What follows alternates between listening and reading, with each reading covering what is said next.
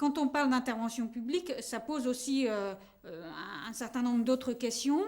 parce qu'on est dans un contexte actuellement marqué par la dérégulation, et ça configure fortement la manière dont sont pensées les politiques publiques.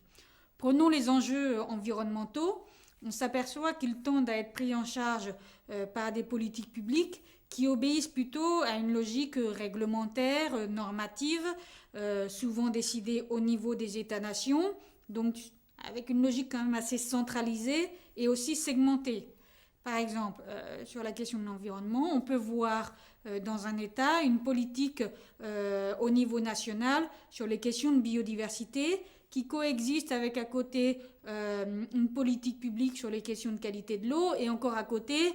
une politique publique qui concerne la gestion paysagère et qui, vu du côté de l'agriculteur, peuvent parfois entrer en contradiction et ne pas être adaptés parce que l'environnement, c'est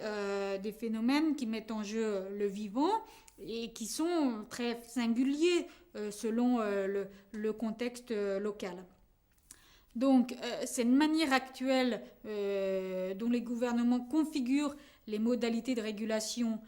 par exemple dans le domaine de l'environnement, peuvent constituer des contraintes pour les agriculteurs, y compris pour ceux en transition agroécologiste, qui est quand même assez paradoxal. Donc la manière même aujourd'hui de concevoir les politiques publiques est à repenser pour être adaptée aux enjeux de transition agroécologique, notamment plutôt pour aller vers des régulations beaucoup plus